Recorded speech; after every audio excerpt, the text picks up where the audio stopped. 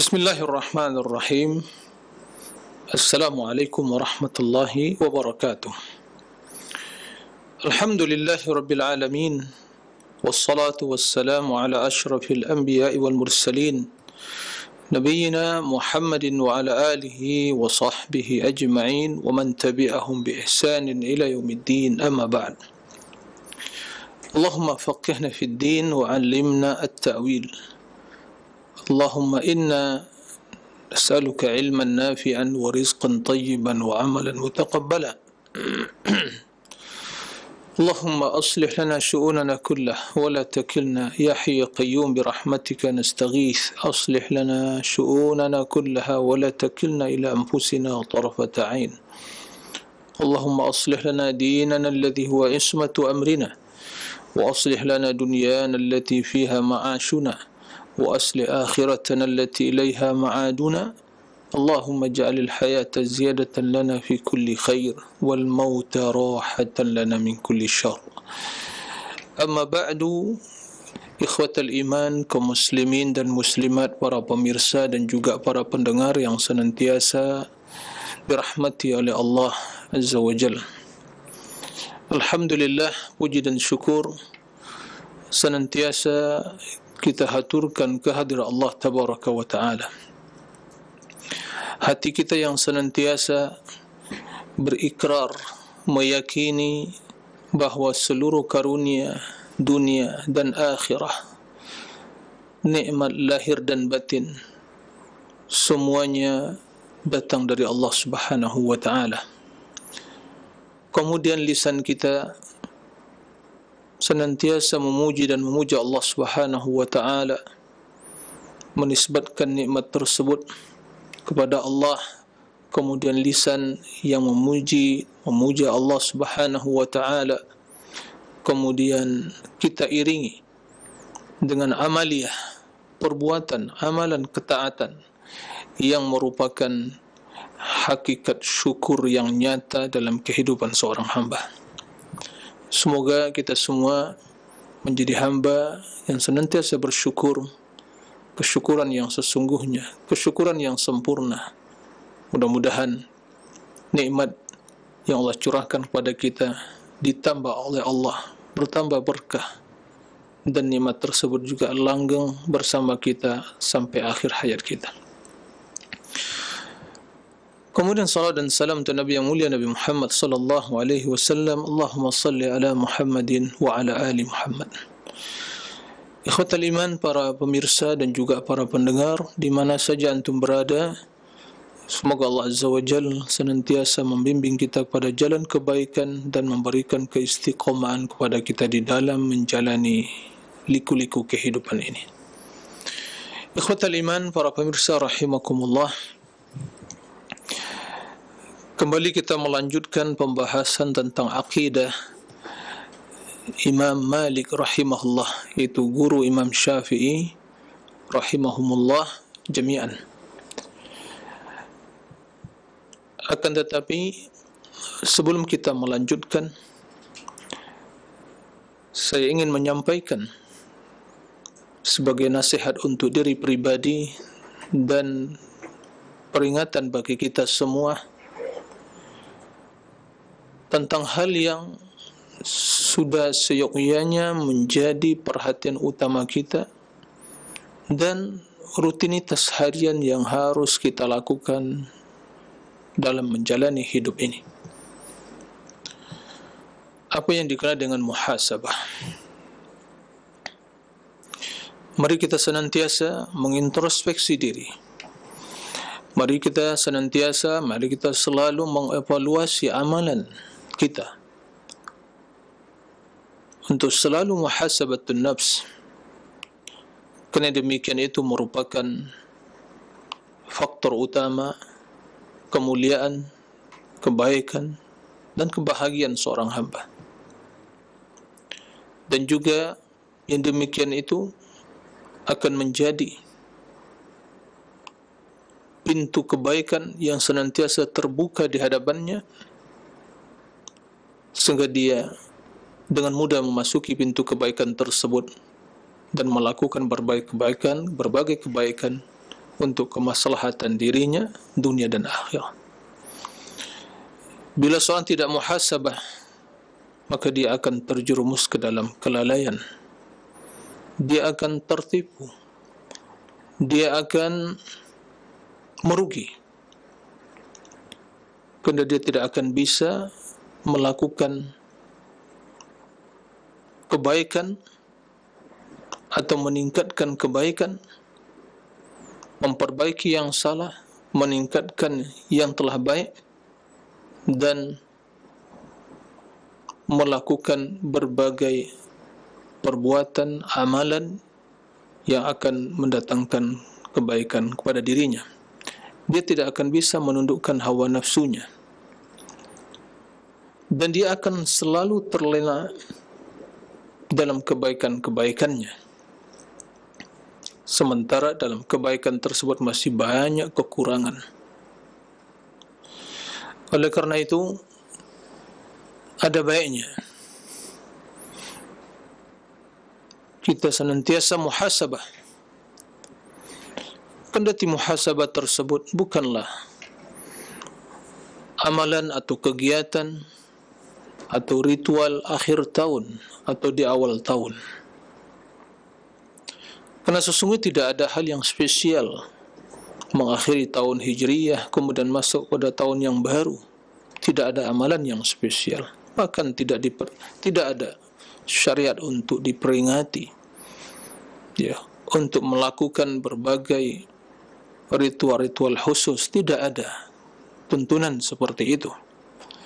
Akan tapi perjalanan waktu merupakan ibrah. Silih bergantinya waktu tahun demi tahun merupakan ibrah, pelajaran bagi orang-orang yang ingin mengambil pelajaran tersebut. Maka ikhwatul iman, para pemirsa rahimakumullah, muhasabah merupakan rutinitas harian kita. Sebelum kita tidur, setelah kita bangun, kemudian kembali lagi, begitu terus menerus kita menjalani hidup ini. Maka hendaklah senantiasa muhasabah menyertai hidup, menyertai perkataan, menyertai perbuatan, dan menyertai seluruh perihal ahwal hidup kita. Demikian insyaAllah kebaikan akan senantiasa bertambah.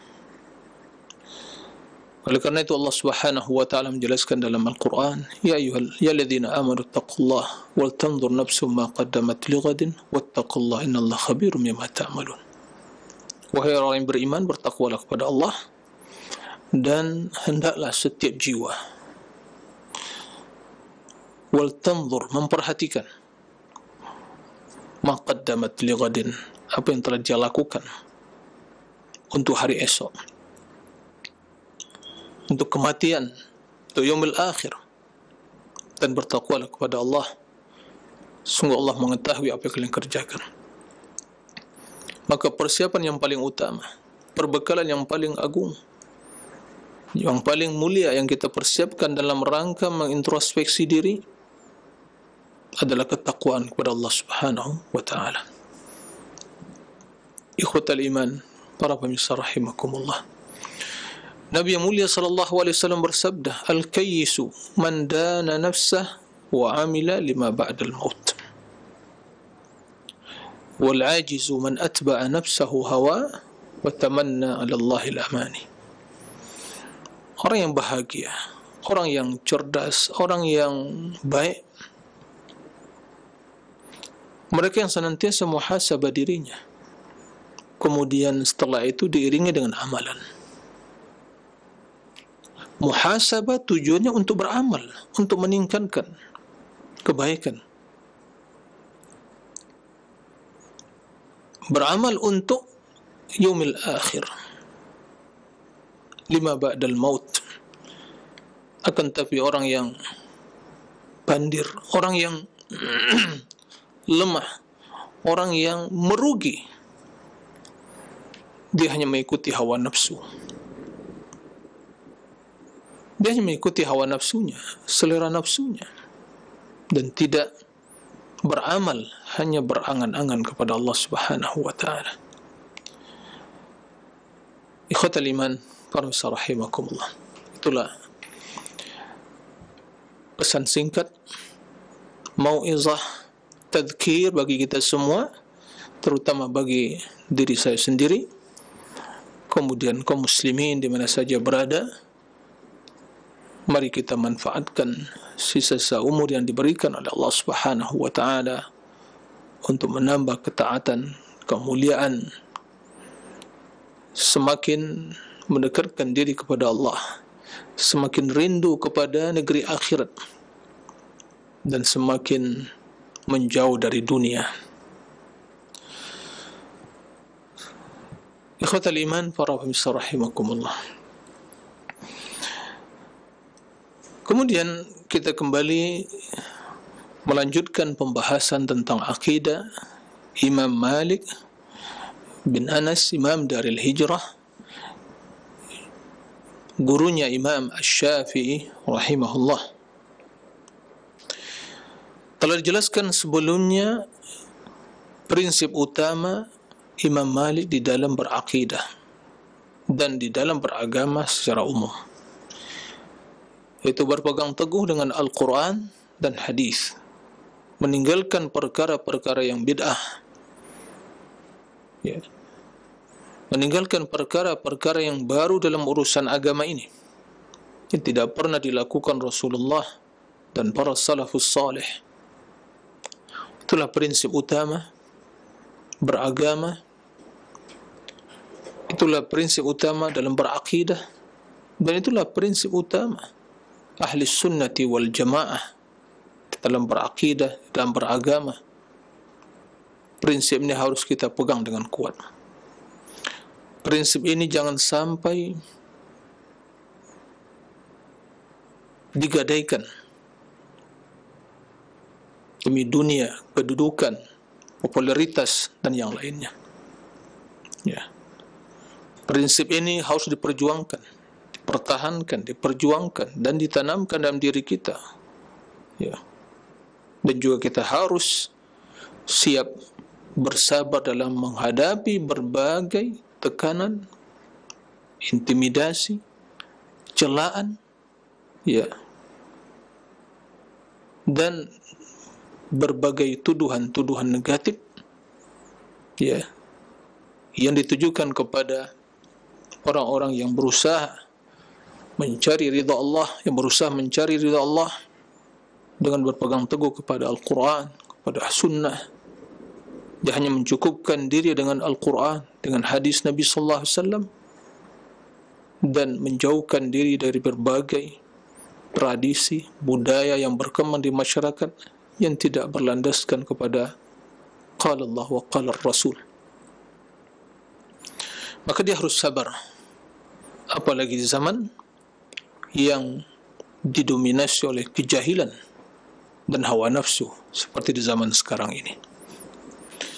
Ikhwatal iman, para rahimakumullah.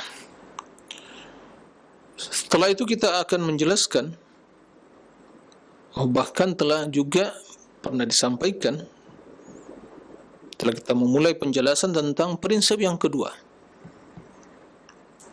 bahwa di antara prinsip atau landasan berakidah yang dijadikan oleh Imam Malik rahimahullah sebagai landasan utama di dalam beragama ini adalah dhammul mira' wa tarkul jidal fi ad-din wa tahdhiruhu min ahli al-kalam wal ahwa', yaitu meninggalkan perdebatan dan jidal, debat kusir, perdebatan dalam agama, dan juga beliau memperingatkan kaum muslimin dari ahlul kalam wal ahwa, jadi ahlul bid'ah wal ahwa. Jadi tidak hanya mencukupkan diri dalam berpegang teguh kepada Al-Quran dan hadis, tapi beliau melarang mencegah kaum muslimin dari perdebatan, dari jidal yang hanya bertujuan untuk mencari kemenangan, bukan mencari kebenaran, dan memperingatkan kaum muslimin dari prinsip atau akidah orang-orang yang menyelisihi as-sunnah dari kalangan ahlul kalam dan ahlul ahwa. Ahlul kalam dan para pengikut hawa nafsu. Ini kalau kita perhatikan, ya, dalam sejarah kehidupan, perjalanan kehidupan ahli sunnati wal jamaah, mulai dari tentunya Rasul sebagai uswah dan qudwah kita semua, kemudian salafus salih, sahabat tabi'in, atba'ut tabi'in, kemudian imam-imam kaum muslimin ahli sunnati wal jamaah, maka kita akan mendapatkan mereka semuanya sepakat dalam prinsip ini. Ini merupakan konsensus mereka.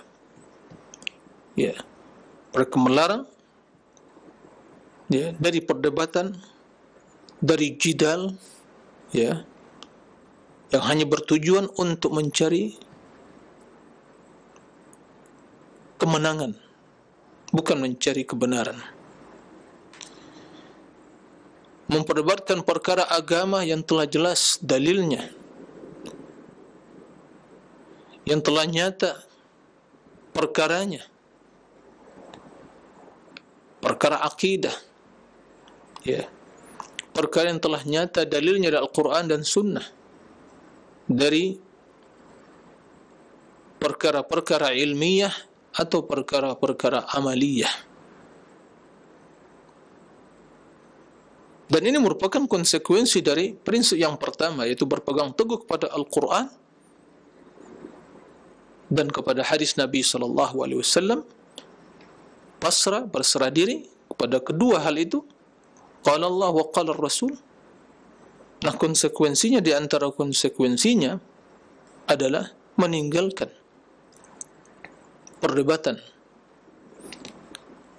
meninggalkan jidal, ya, dalam perkara agama, terutama dalam perkara akidah, karena akidah tidak mengenal toleransi. Lakum dinukum waliyadin, jelas sekali landasannya. Nah, agama kalian untuk kalian dan agamaku untukku. Prinsip kalian untuk kalian, prinsipku untukku. Nah, maka adapun dalam perkara yang masih di sana ada ranah untuk berijtihad, yang dikenal dalam perkara-perkara furu'iyah, cabang dalam masalah amaliyah atau ibadah, yang dikenal dengan al-ikhtilafat al-fiqhiyah, perbedaan dalam masalah-masalah fikih yang masih, ya, terdapat di sana ruang untuk berijtihad, memahami dalil tersebut, dan ini tidak termasuk ke dalam apa yang dimaksud oleh Imam Malik, itu celaan terhadap perdebatan tadi. Dan itu lebih utama dinamakan diskusi ilmiah yang dilakukan oleh para ulama dari kalangan madhab yang empat, madhab ahli sunnah wal jamaah. Nah, jadi yang dimaksud oleh beliau adalah perdebatan jidal yang dimunculkan oleh ahlul kalam, yang demikian itu merupakan, ya, disebabkan oleh landasan yang dijadikan oleh mereka sebagai prinsip dalam beragama, yaitu akal, hawa nafsu, ya, pemikiran semata, ra'yun. Dan mereka sepakat dalam hal ini semuanya, ahlul kalam, ahlul bidah wal ahwa, di mana akal yang menjadi landasan utama, dan naqlu, yaitu dalil, itu harus mengikuti akal. Ya. Maka sudah menjadi sebuah konsekuensi dalam prinsip beragama ahlul kalam, ya mereka sangat menyenangi, ya, menyukai yang namanya perdebatan itu. Sehingga kita mendapatkan bagaimana mereka mengkritik ayat Al-Quran dan hadis, mengingkari sifat-sifat Allah, ya, tentang masalah takdir, masalah kalamullah, tentang sifat-sifat Allah, dan hal-hal yang lain. Naam. Ikhwatal iman, para pemirsa kaum muslimin yang dimuliakan Allah Subhanahu wa taala. Di antara hal yang menjelaskan prinsip dasar ini dari pernyataan atau dari sikap Imam Malik rahimahullah, apa yang disebutkan oleh Imam Abu Talib Al-Makki rahimahullah. Beliau menjelaskan, kana Malikun rahimahullah ab'adan nas min madhahibil mutakallimin wa ashaddahum naqdan lil iraqiyyin wa alzamahum li sunnatis salifin min as-sahabati wat tabi'in. Ini perkataan Imam Abu Talib Al-Makki yang dinukil oleh Qadhi Iyad dalam kitab Tertib Al-Madarik, dan juga disebutkan oleh Imam Al-Zahabi dalam kitab Siyar A'lamun Nubala. Kata beliau, Imam Malik itu, Malik rahimahullah, ulama yang sangat jauh dari prinsip atau madhab mutakallimin. Tadi kita jelaskan ahlul kalam itu maksudnya, dan agar lebih jelas pembahasannya, ahlul kalam yang dimaksud di sini mereka yang mengkaji, yang membahas permasalahan keimanan, akidah, tauhid, ya, yang berlandaskan teori-teori yang mereka ada-adakan, yang diadopsi dari filsafat. Nah, dari filsafat, yang tentu landasan utamanya adalah akal, sehingga, ya, urutan pendalilan atau kedudukan dalil di sisi mereka itu, ya, yang tertinggi adalah akal. Ya, an-naqlu, adapun naql itu dalil, qala Allah qala Rasul, itu setelah akal. Jadi menurut mereka akal suatu yang pasti, sementara dalil naqlu itu masih relatif, tidak bisa dipastikan kebenarannya. Maka akal harus menjadi yang diikuti, dan an-naqlu, ad-dalil harus mengikuti akal. Nah, dan inilah teori semua ahlul kalam, ahlul bid'ah wal ahwa, ya, bukan dalil yang menjadikan pegangan, kemudian akal mengikuti dalil, tapi mereka balik, ya. Sehingga apa yang terjadi? Ya, muncul pemahaman-pemahaman akidah-akidah yang menyimpang, seperti pengingkaran terhadap sifat-sifat Allah, pentakwilan, dan yang lain-lainnya. Nah, jadi Imam Malik rahimahullah, ulama, gurunya Imam Syafi'i, adalah ulama yang paling jauh dari mazhab mutakallimin, ahlul kalam, yang beragama hanya bermodalkan, ya, logika, akal semata. Nah, kemudian wa ashadduhum naqdan lil iraqin, dan beliau ulama yang sangat, ya, keras dalam membantah Iraqiyin. Iraqiyin itu ahlul ra'i, yang mereka dalam studi fikihnya lebih didominasi oleh ar-ra'yu, pendapat. Nah, al-Iraqiyin, dan ini lebih didominasi oleh ulama tatkala itu yang berafiliasi kepada mazhab Abu Hanifah. Nah, jadi beliau sangat keras dalam membantah pendapat-pendapat dan ya logika-logika mereka. Kemudian wa alzamahum li sunnatis salifin, dan beliau orang yang sangat mengikuti, ya, yang paling mengikuti sunnah para salaf, para generasi terdahulu. Siapa mereka? Minas sahabati wat tabi'in, dari kalangan sahabat dan tabi'in. Itulah prinsip, ya, beragama Imam Malik, dan itu pula yang dijadikan oleh Imam Syafi'i sebagai muridnya, Imam Ahmad, dan ulama-ulama ahli sunnah yang lainnya. Nah,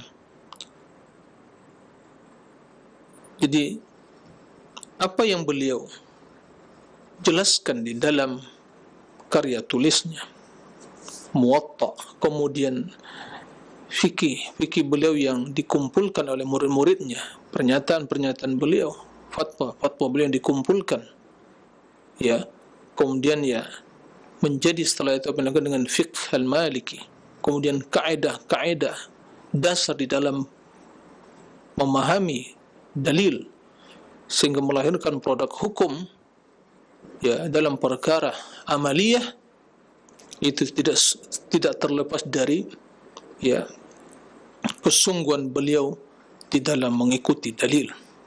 Nah, dalam mengikuti dalil, dan juga loyalitas beliau di dalam mengikuti manhaj atau cara beragama para salafus saleh dari kalangan sahabat dan tabi'in. Itulah cara beragama yang benar. Itulah cara beragama yang benar. Nah, itulah yang diperintahkan oleh Allah Subhanahu wa taala. Maka barang siapa yang ingin selamat, barang siapa yang ingin mencontoh para ulama yang istiqamah di atas al-haq dan Allah wafatkan mereka di atas sunnah tersebut, ya contoh mereka para generasi terdahulu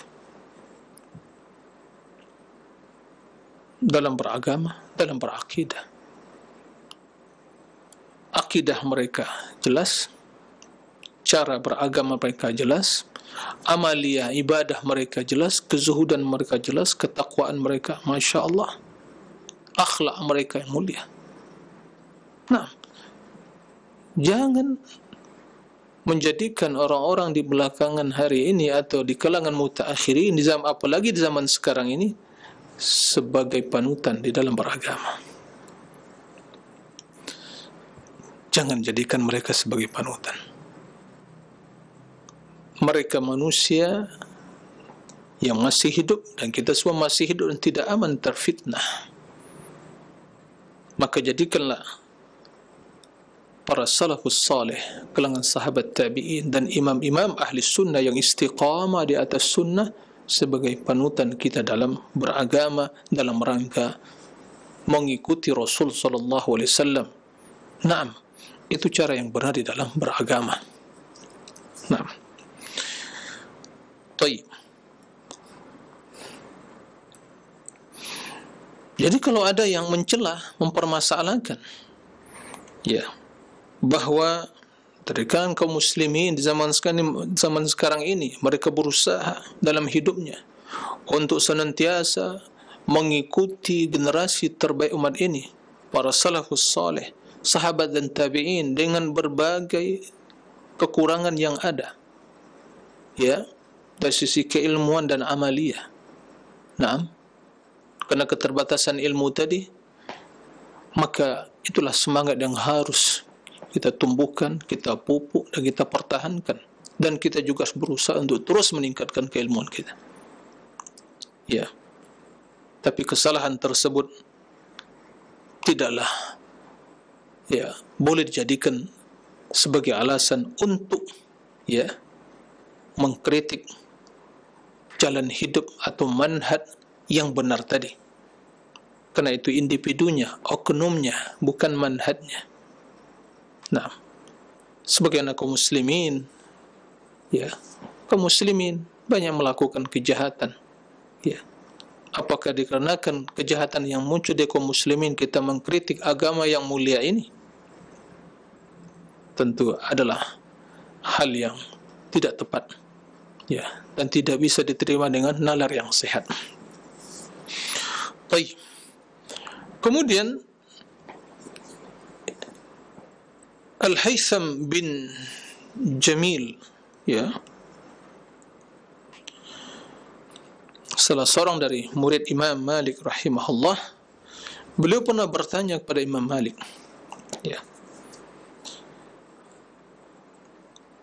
Qala rahimahullah, qultu li Malik bin Anas,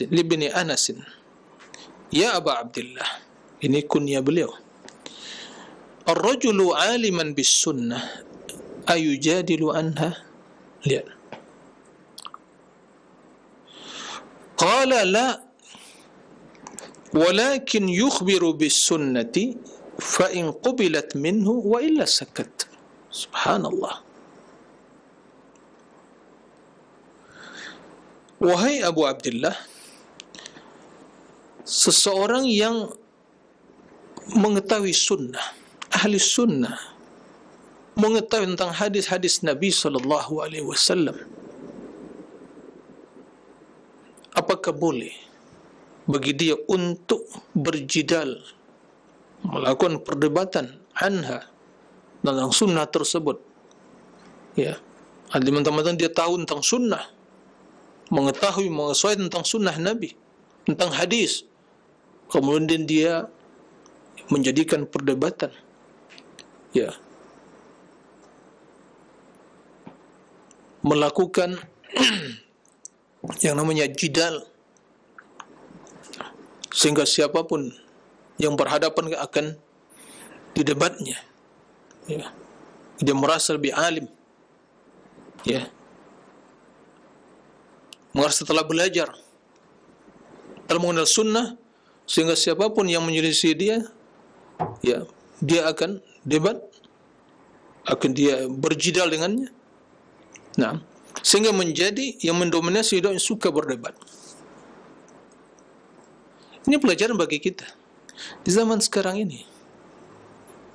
Anak-anak muda yang baru belajar mengenal sunnah, baru hijrah, tapi waliyazubillah, dalam berbagai media sosial yang lebih dia yang lebih dia sukai, ya, adalah suka berdebat,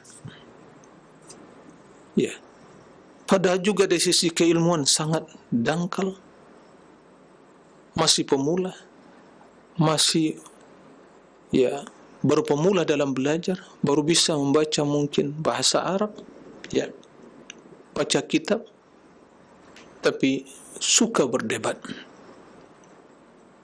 ya, terkadang tidak sadar, tidak tahu diri, yang dikritik pun, ya, itu mungkin yang dikritik orang-orang mungkin dah senior dalam ilmunya. Nah, jika Imam Malik menjelaskan orang yang berilmu mengenal sunnah tidak pantas menjadikan perdebatan sebagai media untuk menyampaikan al-haq tadi, apalagi orang yang tidak kenal sunnah, apalagi orang yang tidak belajar, atau mungkin baru pemula dalam belajar. Maka kata Imam Malik, seorang yang mengenal sunnah, apakah yujadil anha? Ya, dia perdebatkan tentang sunnah itu. Ya, qala la, tidak. Walakin yukhbiru bis sunnah, akan tapi dia sampaikan sunnah. Ya, dijelaskan ini hadis Nabi sahih, ya, ini pengamalannya, ini hadis Nabi sahih, ini keimanannya, keyakinannya, akidahnya, ya, ini qala Allah, qala Rasul, jelas.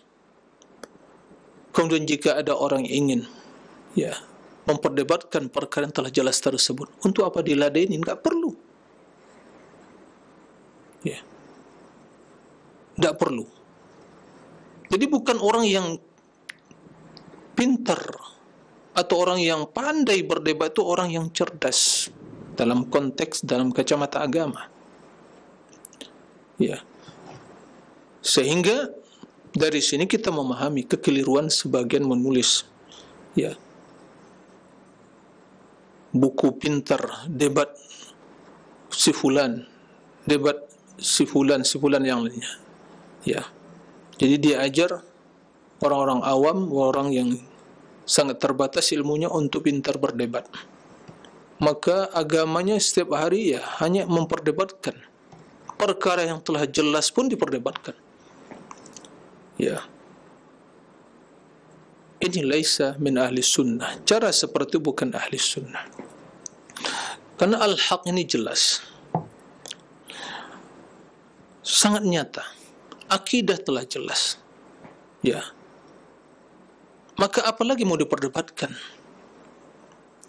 Maka dahulu para ulama salam banyak didatangi oleh orang-orang yang suka, ya, ingin memperlihatkan, ya, ideologinya, ingin berdebat dengan ulama yang ahli sunnah.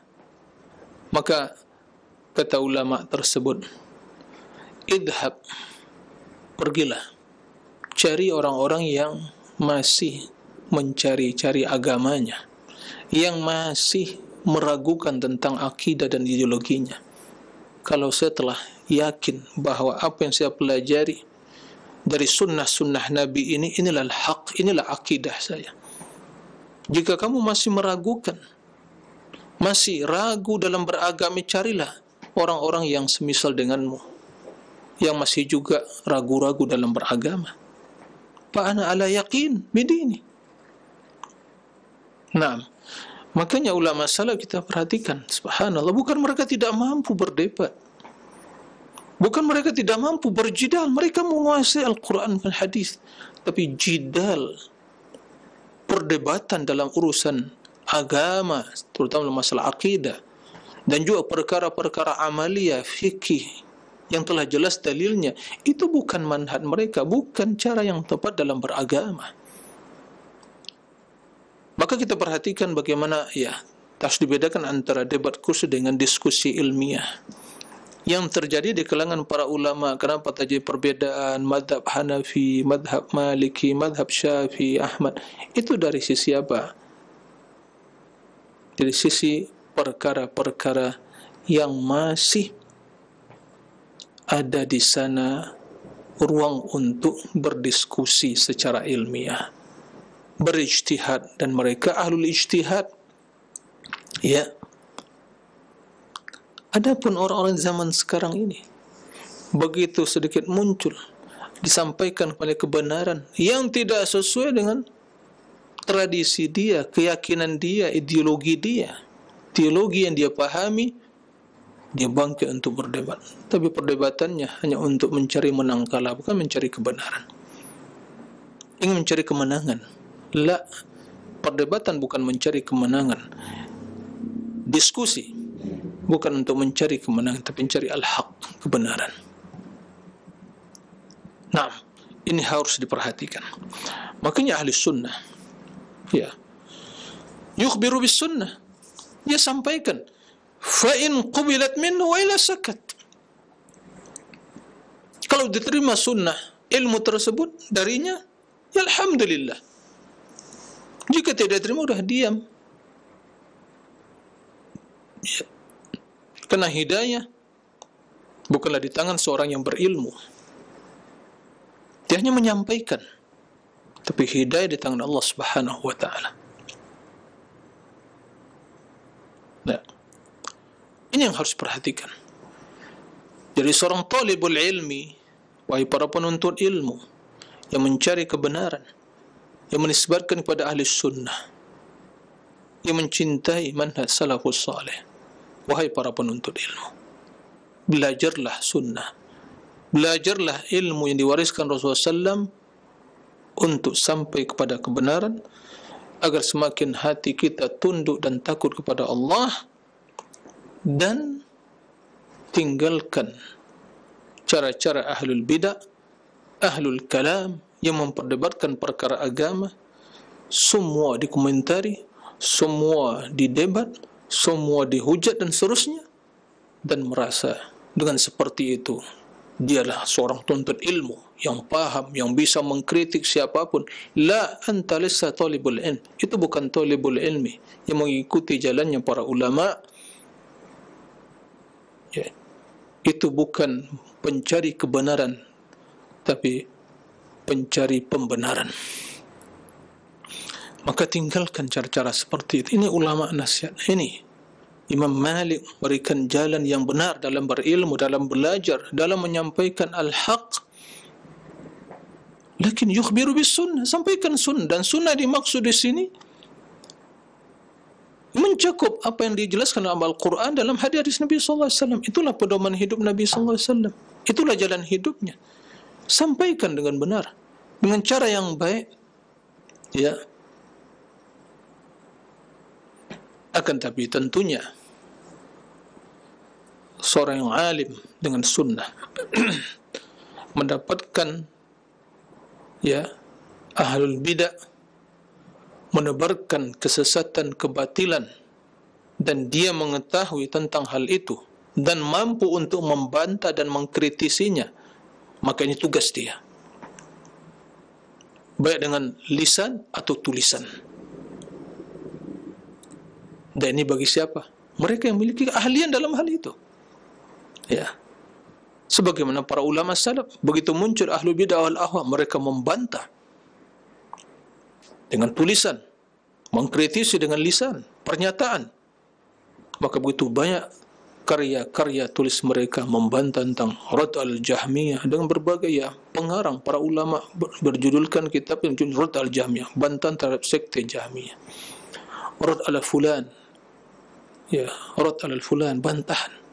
Itu hal juga tidak bisa dipungkiri, itulah jalan yang tepat. Karena itulah orang-orang yang berbicara tentang orang yang ahlinya. Nah, karena di dalam menyampaikan al-haq harus ada dua perkara yang seiring dan sejalan. Mengajak kepada al-haq, mengajak kepada kebenaran, mengajak kepada sunnah Nabi SAW, dan memperingatkan dari kemungkaran, dari kebatilan, dari bid'ah. Mengajak pada tauhid, memperingatkan dari kesyirikan. Mengajak pada sunnah, memperingatkan dari bid'ah. Mengajak pada ketaatan, memperingatkan dari maksiat. Mengajak pada akhlak yang mulia, memperingatkan dari akhlak yang tercela. Itulah agama. Itulah agama. Itulah amru bil ma'ruf wa nahy anil munkar. Nah, ikhwatal iman, rahimakumullah. Kemudian Ibnu Wahab juga salah seorang dari murid Imam Malik rahimahullah, beliau mengatakan, sami'tu Malikan yaqul, aku mendengar Malik berkata, aku mendengar Malik mengatakan, beliau katakan beliau, Al-Qur'anu huwal imam. Fa amma hadzal mira' fala adri ma huwa. Subhanallah. Imam Malik mengatakan, Al-Qur'anul Karim kalamullah takallama bihi wa anzalahu ala Jibril thumma anzala Jibril Muhammadin sallallahu alaihi wasallam. Itulah pegangan hidup kita. Kalamullah, hudan wa nur wa rahmah wa shifa.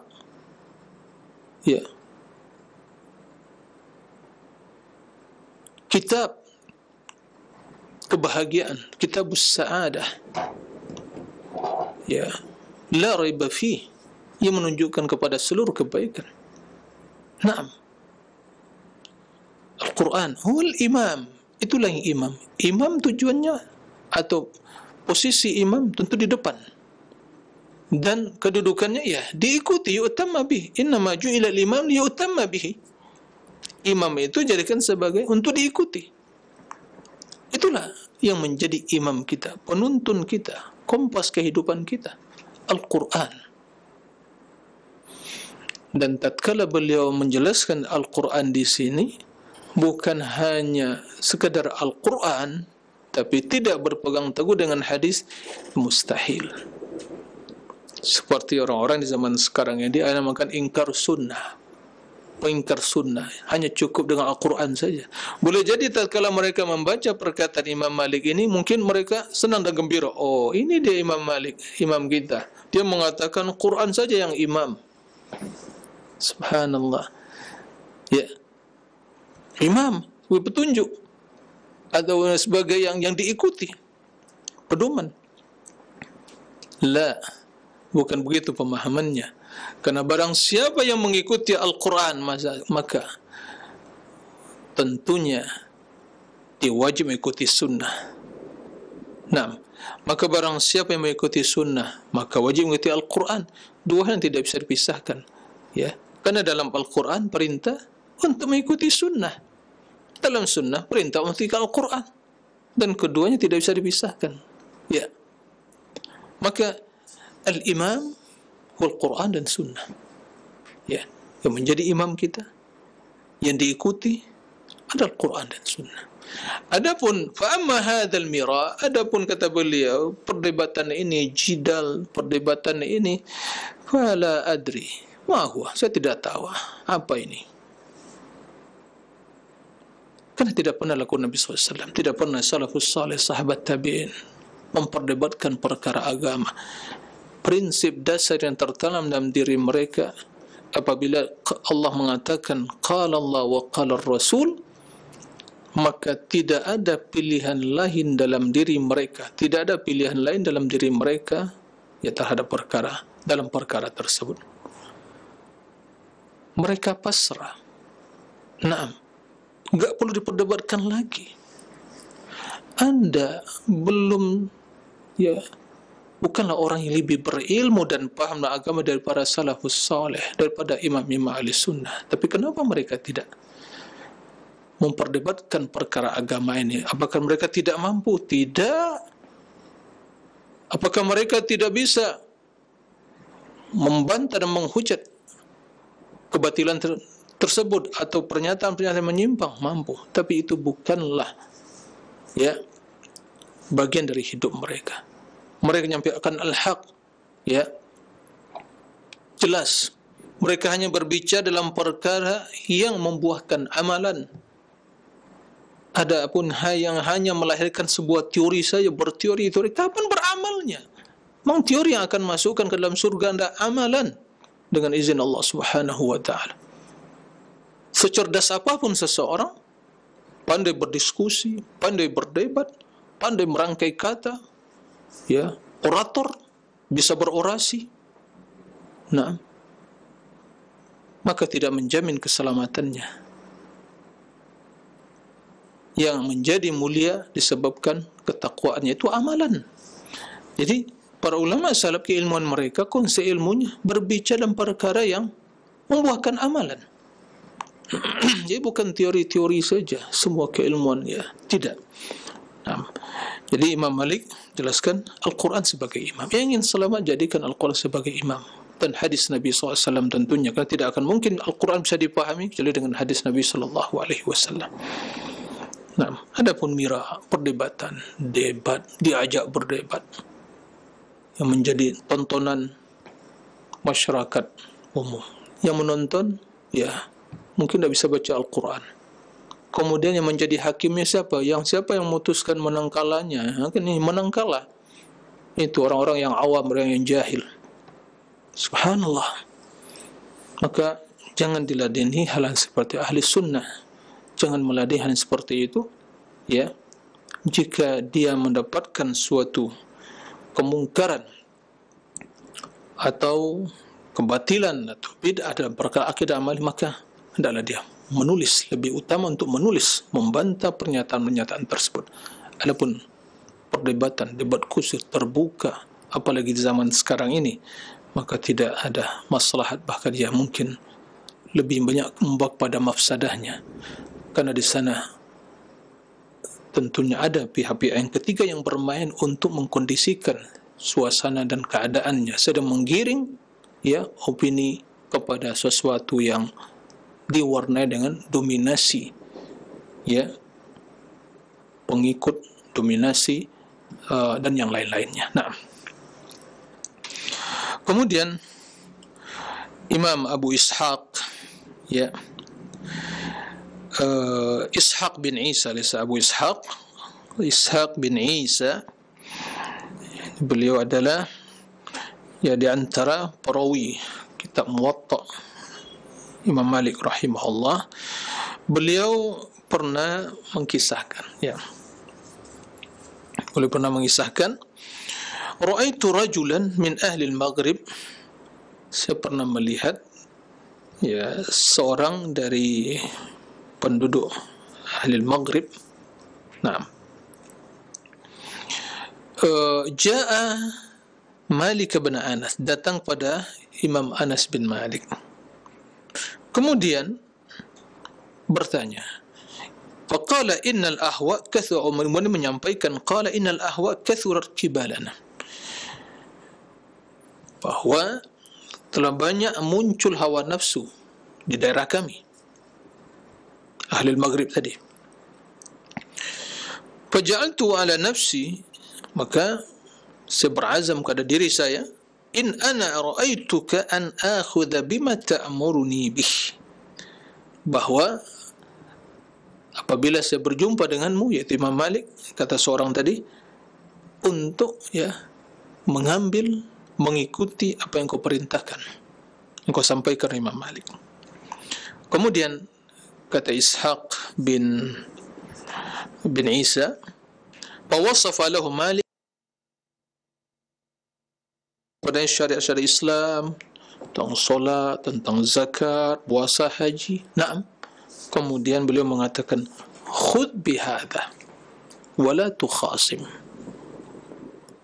ambillah ini ilmu yang saya sampaikan kepadamu tentang syariat Islam, tentang solat, tentang zakat, saum, haji, ilmu yang membuahkan amalan, bagaimana solat, bagaimana zakat, bagaimana puasa, bagaimana haji, dan yang lain-lainnya, syariat-syariat Islam.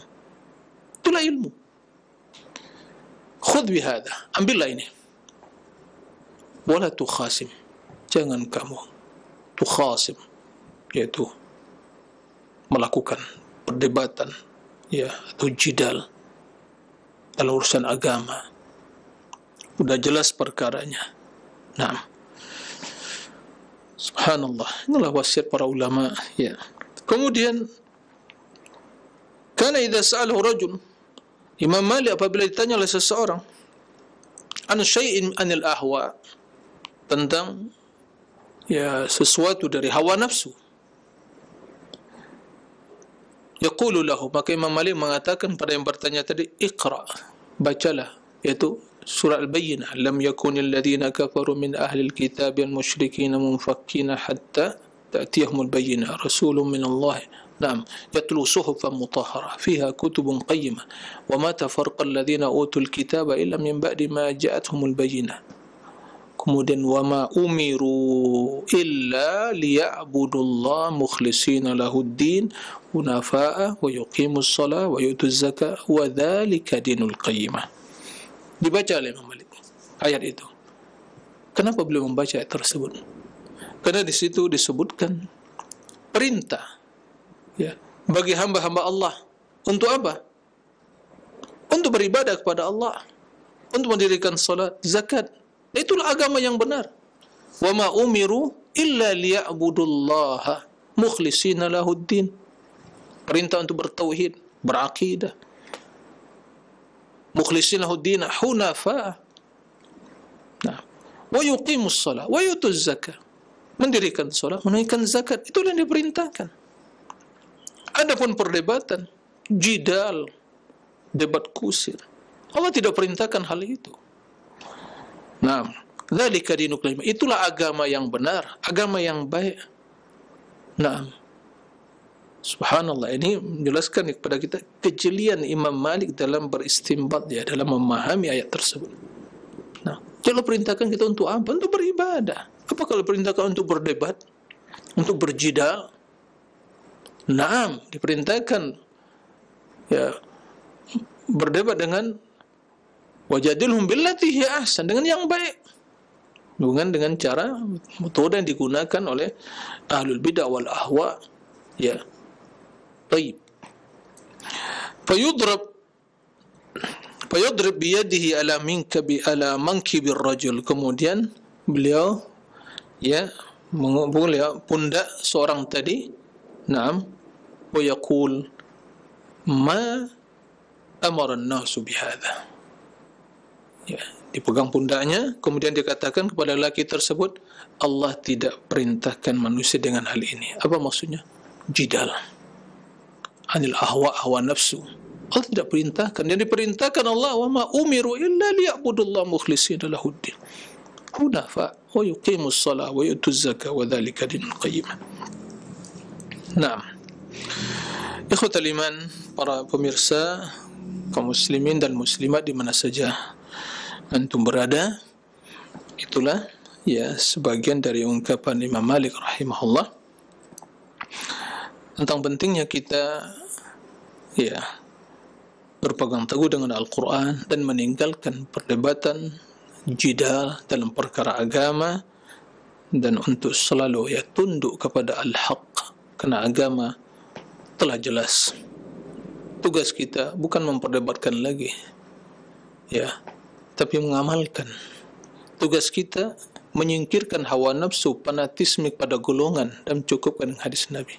Tapi biasanya orang mengikuti hawa nafsu, fanatik pada kelompok, golongan, ya pemikiran, dia akan berusaha untuk mempertahankan hal itu, maka tiada caranya untuk mempertahankannya menurut dia kecuali dengan perdebatan, karena tidak ada dalilnya. Ya, Anda punya jelas dalilnya, bukan diperdebatkan lagi, karena tidak ada dalil, karena itu satu penyimpangan. Karena tidak ada dalil yang membolehkan fanatisme pada kelompok golongan. Tidak ada dalil yang pada hanya mempertahankan tradisi Buddha, nenek moyang, agama atau ibadah. Tidak ada dalilnya. Maka bagaimana dia untuk bisa mempertahankan, untuk melegalkan ya hal yang seperti maka dengan perdebatan. Makanya ahlul ahwa, ahlul bidah itulah modal utamanya, suka berdebat, ya berjidal. Berbeda dengan para ulama, kalau mereka itu dikenal dengan diskusi ilmiah, munadharah ilmiah, terjadi diskusi. Tapi tujuannya semuanya lah ingin sampai kepada al-haq. Sampai Imam Syafi'i pernah mengatakan, ya, tatkala saya berdiskusi dengan seseorang, saya berharap, berdoa, semoga kebenaran itu muncul atau keluar dari lisannya. Beliau tidak peduli apakah kebenaran itu dari saya atau siapa pun, penting al-haq. Itu yang menjadi tujuan utama. Berbeda dengan orang sekarang ini, dia merasa ahli dalam berorasi, merangkai kata dan seterusnya, sehingga dia dalam perdebatan itu bukan cari kebenaran, pembenaran dan kemenangan. Nah, baik. Demikian yang bisa disampaikan pada kesempatan yang mulia ini. Waktu tersisa kita manfaatkan untuk berdiskusi dan tanya jawab. Nah, demikian, wallahu a'lam. Nah, Ustaz, barakallahu fikum wa jazakallahu khairan. Terima kasih atas pelajaran yang telah disampaikan dan bimbingan yang Ustaz sampaikan di kesempatan pagi hari ini. Semoga menjadi tambahan ilmu untuk kita semuanya. Kita memohon taufik kepada Allah untuk dimudahkan bisa memahami serta bisa mengamalkannya dalam rangka ketaatan kepada Allah Subhanahu wa taala. Silakan bagi Anda yang bertanya seputar pembahasan ini di layanan telepon. Kami harapkan pertanyaan yang Anda ajukan berkesesuaian dengan pembahasan kali ini. Silakan, halo.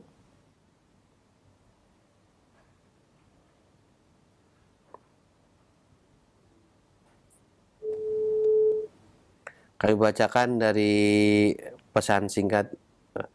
Assalamualaikum warahmatullahi wabarakatuh, dari Abdullah di Jakarta yang bertanya, Ustadz, beberapa konten-konten para dai bisa kita simak di YouTube dan di media-media yang lainnya. Ada kalanya menyampaikan hal-hal yang baik, tapi setelah kita bandingkan dengan ustadz yang lain, ternyata banyak hal yang tidak berdasarkan hadis dan Al-Quran, hanya semata-mata retorika dan semata-mata untuk melembutkan hati saja. Nah, bagaimana kita menyikapi dakwah-dakwah seperti ini? Apa ikuti saja atau bagaimana Ustaz? Silahkan. Ya, terima kasih atas pertanyaannya dari Abdullah di Jakarta. Barakallahu fiik atas pertanyaannya. Nah, sebelum saya menjawab, saya ingin mengingatkan kita semua agar ini menjadi perhatian dan kewaspadaan. Kita harus waspada ya, dan harus bijak di dunia yang era digital sekarang ini. Semua serba online dan berbagai media untuk mendapatkan informasi dan mendapatkan data dan dengan mudah konten-konten keagamaan itu didapatkan, tanda kutip berbagai macam. Maka ini di waktu yang sama, dan ini adalah sebagai nikmat, tapi di waktu yang sama juga sebagai fitnah. Karena dengan begitu mudah seorang menyebarkan berbagai informasi, data tanpa di-cross check terlebih dahulu, baik dalam berita umum seputar masalah sosial masyarakat atau informasi yang berkaitan dengan masalah keilmian. Dengan mudah mendapatkan referensi, dengan mudah mendapatkan konten-konten seperti tadi. Dia tidak memiliki keilmuan dan sehingga tidak selektif dalam memilih. Dan ini fitnah. Dia hanya bermodalkan semangat. Tidak cukup beragama untuk modal semangat. Naam, semangat betul. Harus bersemangat. Ihris ala ma yanfa'uk. Tapi harus dipastikan semangat itu harus mengikuti jalan yang tepat. Harus mengetahui dan selektif dalam memilih konten-konten agama yang atau keilmuan tadi, dan juga sumber referensi agama. Makanya dulu para ulama menjelaskan agama ini, ilmu ini agama kita. Begitu yang telah kita baca dari perkataan Imam Malik sebelumnya. Inna hadzal ilma din, fanzur mimman ta'khudhu dinak. Ilmu ini agamamu. Perhatikan dari siapa kamu mengambil agama itu. Nah, maka bukanlah standar kebenaran itu retorika, indahnya susunan kata dan rangkaian kata, dan indahnya retorika, atau bisa orang berorasi yang bagus, berretorika, Masya Allah, menyampaikan dengan ungkapan-ungkapan, untayan-untayan kata yang indah sekali. Itu standar kebenaran, bukan itu. Bukan standar keilmuan, bukan itu. Akan tapi bagaimana substansi dari apa yang disampaikan. Apalagi menukil hadis, tapi enggak jelas mana sumbernya. Dinisbatkan pada Nabi, tak jelas sumbernya, berarti dia bohong, dusta kepada Nabi. Nah, harus dipastikan, dijelaskan sumbernya. Maka di antara bentuk amanah ilmiah bagi mereka yang membuat konten-konten di dunia, di media sosial, maka dipastikan sumbernya jelas, baik itu Al-Qur'annya atau hadis, sahih atau tidaknya. Kalaupun pernyataan para ulama, jelas sumbernya mana, benarkah itu atau tidak. Ini yang pertama. Nah, adapun bila seorang mendapatkan konten-konten seperti itu, sehingga lebih banyak kontennya bernuansa kisah, inspirasi, kisah inspiratif kan begitu, kemudian dirangkai dengan kata, secara psikologis, secara kejiwaan, masa orang senang dengan hal seperti itu. Tapi apakah semua dengan ungkapan-ungkapan seperti itu berarti itu benar, mutlak, itu satu kebenaran, sehingga semua substansinya, kontennya semua kita terima? Tidak seperti itu. Maka bagi mereka para pemula dan belajarlah dengan perkara-perkara yang jelas, konten-konten yang jelas. Seperti itu. Itu yang harus diperhatikan. Bukan sekadar dari sisi narasinya saja, tapi substansinya perlu diperhatikan. Dan bila narasi dan substansi, teks dan konteks itu Masya Allah bertemu, teksnya bagus, ya konteksnya, kandungannya, substansinya Masya Allah bagus, ya itulah Masya Allah luar biasa. Tapi jika tidak, maka yang lebih utama menjadi perhatian kita melihat substansinya, benar atau tidak. Nah, karena yang standar kebenaran bukanlah ya keahlian seorang dalam berbicara, dalam berretorika, tapi apa yang menjadi kandungan dari ungkapan tersebut. Itu maksudnya. Nah, oleh karena itu berhati-hati ya, jika hal seperti itu tidak jelas sumbernya, ya, maka tinggalkan. Dan hada din, agama. Ya. Ya beragama enggak jelas sumbernya dari mana? Bagaimana? Akan membawa pada kesesatan. Maka selektiflah dalam belajar. Selektiflah dalam mendengar konten-konten di dunia maya atau di media sosial tersebut. Ya. Seperti itu. Nah, wallahu a'lam. Barakallahu fikum wa jazakallahu khairan. Selanjutnya kami berikan kesempatan kembali, silahkan. Halo. Halo. Assalamualaikum. Waalaikumsalam warahmatullahi wabarakatuh. Bapak dengan siapa, di mana ini?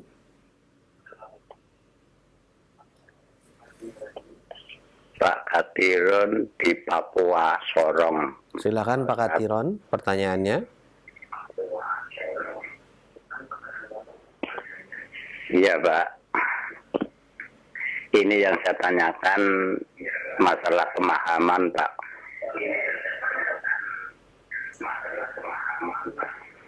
Ada seandainya saya itu ikut membangun musola atau masjid, terus saya sudah meninggal, apa betulkah itu pahala mengalir terus Pak? Iya. Cukup ya Pak? Pertanyaan seperti itu Ya, aja. Pak, itu aja. Terima kasih. Assalamualaikum warahmatullahi wabarakatuh. Waalaikumsalam warahmatullahi wabarakatuh. Silakan Ustaz. Nah, ya, terima kasih kepada Pak Kasiran ya, Kasiran di Porong. Barakallahu fiik atas pertanyaannya. Pertanyaan beliau, ya, apakah membangun musalla atau mungkin masjid atau mungkin fasilitas ibadah yang lainnya, ya kemudian bila seorang meninggal akan mendapatkan mengalir pahalanya? Kita kan na'am. Ini termasuk dari amal jariyah. Ya, apalagi hal tersebut bila diwakafkan. Ya, sedekatun jariyah. Dia bangun masjid diwakafkan. Nah, musalla juga diwakafkan. Sehingga kaum muslimin solat di sana, ya. Maka dengan fasilitas yang beliau yang dibangun oleh seseorang kemudian telah meninggal dunia, maka dia akan mendapatkan pahala dari amalan tersebut, termasuk dalam sedekah jariyah. Naam. Idza mata ibnu Adam inqata amalu illa min thalath. Di antaranya sedekatin jariyah. Apabila meninggal salah seorang dari anak cucu Nabi Adam manusia ini, maka terputus seluruh amalan kecuali 3 perkara, di antaranya sedekah jariyah. Nah, ini termasuk.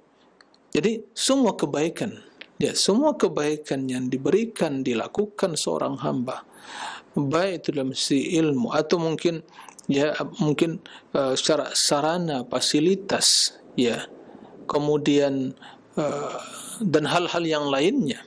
Naam, baik itu masjid, musalla atau ya sekolah, dia ikut membangun di sana, maka amalan tersebut akan tetap dia mendapatkan pahala. Tidak akan, ya, selama hal tersebut digunakan untuk kebaikan, maka setiap orang melakukan kebaikan di sana dari fasilitas dan syarat tersebut, bi'inillah pahalanya itu mengalir kepada yang telah meninggal tadi. Yang penting ikhlaskan niat kepada Allah dalam beribadah tersebut, di dalam membangun, dalam ya membuat fasilitas ibadah tersebut untuk ya kenyamanan kaum muslimin melakukan ibadah di sana, maka Allah akan membalas ya amalan tersebut dengan amalan dengan pahala yang mulia di sisi Allah Subhanahu wa taala. Nah, demikian wallahu a'lam. Baik Ustaz, terima kasih atas jawabannya. Selanjutnya masih kami berikan kesempatan bagi Anda yang ingin langsung bertanya kepada Ustadz perihal pembahasan kali ini. Silahkan. Halo. Halo, Assalamualaikum warahmatullahi wabarakatuh. Waalaikumsalam warahmatullahi wabarakatuh. Bapak dengan siapa ini, di mana? Dari Ridwan di Jakarta, Pak. Silahkan pertanyaannya. Iya, Assalamualaikum Ustadz. Waalaikumsalam. Mau tanya Ustadz, kalau kita menjadi imam di salah satu musola dekat rumah Ustadz. Jadi kalau di rumah itu manhajnya biasanya kalau habis sholat rawatib gitu ada zikir yang memang tidak banyak yang tidak dicontohkan sesuai sunnah Ustadz. Kalau kita menjadi imam, apakah kita mengikuti kebiasaan itu atau bagaimana Ustadz? Syukran penjelasannya. Assalamualaikum warahmatullahi wabarakatuh. Waalaikumsalam warahmatullahi wabarakatuh. Silakan Ustaz. Nah, terima kasih kepada Pak Ridwan ya di Jakarta. Barakallahu fiik. Beliau tinggal di komplek atau lingkungan yang ada musalla, tapi ya mungkin tata cara pelaksanaan solatnya mungkin masih jauh dari ya tuntunan sunnah.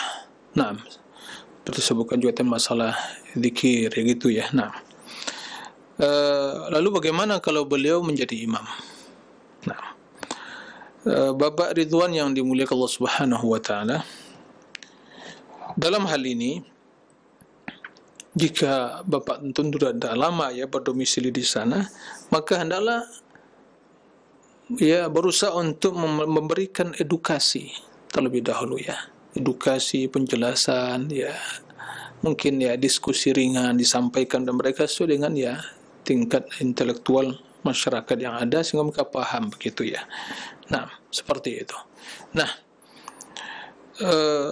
dan keberadaan yang di sana tidak menghalang Pak Ridwan untuk bisa sholat berjamaah dengan mereka ya, dan terus berusaha untuk memberikan nasihat ya, karena Allah ya, karena sesungguhnya kita menginginkan kebaikan bagi diri kita, kepada saudara kita, untuk bagaimana kita menginginkan hal itu diri kita sendiri. Kita ajak mereka bagaimana untuk cinta pada Rasulullah SAW dan berusaha untuk mengikuti solat sesuai dengan tuntunan Rasul, karena solat amalan paling mulia. Rasul mengatakan, lihatlah solat kalian, lihatlah aku solat, ya kemudian solatlah bagaimana kalian melihat aku solat, kan begitu. Nah, disampaikan. Tapi tatkala Pak Ridwan disuruh menjadi imam, maka sampaikan, jamaah Bapak Ibu sekalian, saya jadi imam tapi saya mungkin zikir ya setelah solat tidak secara berjamaah, masing-masing kita berzikir. Tapi kalau kebiasaan mereka solat biasanya masalah perbedaan apakah bismillah dan disirkan atau dikeraskan atau tidak, itu masalah khilafiyah. Dalam kondisi seperti itu boleh, silakan Bapak. Mungkin kalau mereka mungkin menjaharkan biasa bismillahirrahmanirrahim kemudian al-fatihah alhamdulillahirabbil alamin, ya ikuti, tidak ada masalah. Nah, adapun masalah zikir tadi ya tentu tidak ada tuntunan seperti itu, maka sampaikan kepada mereka, kalau saya jadi solat jadi imam, maka nanti setelah saya solat kita masing-masing berzikir ya secara masing-masing individu. Jadi disampaikan ya, jadi tidak ya spontanitas langsung begitu, kemudian melakukan sesuatu yang mungkin mereka tidak kenal sebelumnya, menjadi fitnah. Ini perlu diperhatikan. Sebagian kita semangat ingin mengamalkan sunnah, pulang ke kampung, ke daerah kita, masyarakat kita, dan mereka belum mengenal hal itu. Tiba-tiba mungkin begitu jadi imam langsung tata cara solatnya berbeda dengan apa yang mereka pahami, akan pasti menimbulkan ya berbagai pertanyaan di situ. Nah, jika seorang belum mampu untuk melakukan, mungkin lebih baik mungkin dia untuk sementara mundur dulu, tidak menjadi imam sampai melakukan ya tahapan-tahapan untuk edukasi, penjelasan. Nah, sehingga begitu mereka mengerti, oh ya ternyata ada pendapat yang lain, kemudian mereka memahami, maka tentu tidak akan terjadi fitnah. Begitu para seorang ustaz. Nah, jadi terkadang mengamalkan suatu perkara itu memang ada dalilnya, tapi di komunitas yang mereka belum mengenal dan belum disampaikan sebelumnya tentang hal itu, maka akan menjadi fitnah. Seperti itu. Ya, jadi harus diperhatikan. Jadi bersikap bijaklah kita semua, insyaallah cinta kepada sunnah Nabi dan menciptakan kebaikan itu sampai kepada saudara kita, maka jadilah pelopor kebaikan, yang buka pintu kebaikan dan ya mengajak mereka kepada kebaikan, cinta pada Nabi sallallahu alaihi wasallam, pada sunnahnya. Maka dengan demikian insyaallah secara perlahan-lahan, bertahap ya, mereka akan bisa mengenal sunnah tadi. Jika melakukan hal itu mereka ternyata juga belum bisa mengikuti, ya itu urusan pada Allah, karena hidayah belum Allah berikan pada mereka. Nah, demikian, wallahu a'lam. Berikan kesempatan satu lagi pertanyaan dari Abu Abdillah di Cilengsi yang bertanya, Ustadz, bagaimanakah hukumnya banyak dari teman-teman kita konten kreator ini membuat sanggahan-sanggahan di YouTube guna menyanggah ustadz-ustadz yang menjelek-jelekan dakwah sunnah dengan memotong nukilan mereka yang berkaitan dengan penjelekan ke dakwah salaf, kemudian kita potong juga dengan potongan ustadz salaf, disanding-sandingkan. Nah, terkadang yang membuat ini tidak mempunyai dasar agama juga dari teman-teman kita baru semangat belajar dan mempunyai keahlian untuk konten kreator seperti ini. Bagaimana hukumnya, Ustadz? Silahkan. Baik, terima kasih. Ya, ini memang fenomena di zaman digital dan zaman media sosial ini. Terkadang seorang ingin buat baik tapi dia tidak memikirkan. Ya, tidak semua yang menginginkan kebaikan bisa mendapatkannya. Kam min muridin lil khair lam yusibuh. Ya, betapa banyak orang yang menginginkan kebaikan tapi ternyata tidak meraihnya. Ya, apa yang terjadi konten kreator yang disampaikan tadi? Naam, dipotong-potong ceramah-ceramah ustaz, nah soal dia. Kemudian ceramah-ceramah mungkin yang rivalnya atau mungkin yang dari kubu yang lain, kemudian disatukan. Nah, dengan seperti itu, ya menurut yang melakukannya, telah memperjuangkan al-haq. Subhanallah, betapa banyak hal-hal yang seperti itu menimbulkan gagal paham. Karena kontennya jelas dari awal A sampai Z satu kesatuan, kemudian dipotong-potong. Jadi muncul berbagai kerancuan dalam pemahaman tadi. Kemudian ini perkara-perkara yang perlu ditinggalkan. Naam, Anda semangat ingin al-haq, belajarlah. Ya, tidak perlu menggabung-gabungkan hal seperti itu. Ya. Karena juga di sisi yang sama, itu promosi bagi kebatilan. Yang seharusnya cukup mungkin konten itu ada di channel mereka misalnya. Cukup. Dan itu pun mungkin dah viral atau dah banyak followernya. Kemudian dipotong lagi, diikutsertakan dengan potongan-potongan video ustaz-ustaz yang lain.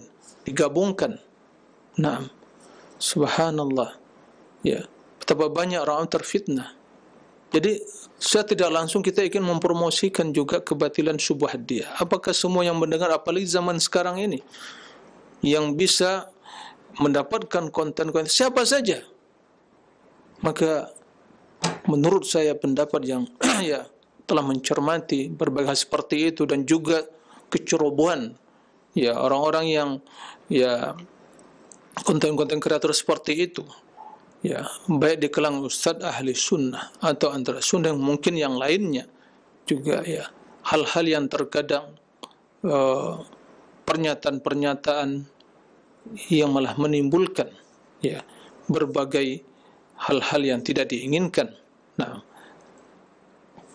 munculnya sikap-sikap yang ya pro kontra di antaranya menyikapi juga di kalangan para ustaz-ustaz yang juga mungkin satu pemahaman tersebut, maka tolong hal yang seperti ini telah melalui pertimbangan, dan kalaupun itu ada yang membolehkan, maka hendaklah konten-konten seperti itu ada seorang yang berilmu, yang memahami manhaj yang sunnah ini mengkoreksi, benarkah seperti itu atau tidak, adakah masalah atau tidak. Maka saya berpesan kepada mereka yang memiliki semangat, anak muda yang memiliki keahlian dalam hal itu, konten-konten kreator tersebut, alangkah baiknya kebenaran itu hanya kebenaran sampaikan, tidak perlu digandengkan dengan kebatilan. Semula itu suatu hal yang penghinaan kepada al-haq. Al-haq jelas, kemudian dibandingkan dengan kebatilan. Itu pendapat saya. Maka, wahai anak muda, wahai mereka yang memiliki keahlian dalam hal itu, pertimbangkanlah. tidak cukup semangat untuk menebarkan kebaikan menurut persepsi yang dipahami, sudah cukup jadi modal untuk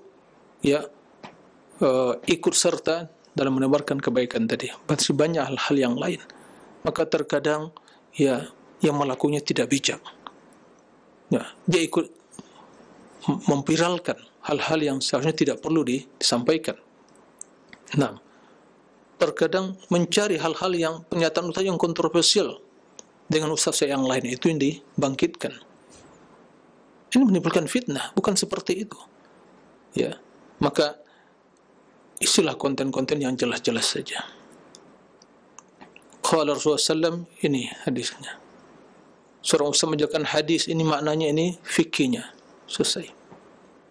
Tapi dengan catatan bahwa konten yang dipotong-potong tersebut betul sempurna maknanya. Sempurna maknanya. Agar tidak terjadi kerancuan dalam pemahaman atau gagal paham dalam memahami apa yang dimaksud Ustaz tadi. Maka bertakwalah kepada Allah Subhanahu wa taala. Jangan sampai keinginan yang baik itu menyebabkan munculnya fitnah atau malah membuka pintu kejelekan. Semakin gaduh, terjadi pro kontra dan semakin ramai dan viral di dunia media sosial tadi, maka ini hal jelas hal yang tidak ada maslahatnya. Nah, semoga Allah Subhanahu wa taala memperbaiki urusan kita semua dan membimbing kita untuk kebaikan dan terus memberikan semangat dalam diri kita untuk belajar mengenal sunnah dan mengenal al-haq dan menjadi orang yang bijak dalam menyebarkan kebenaran dan sunnah tadi. Allahumma amin.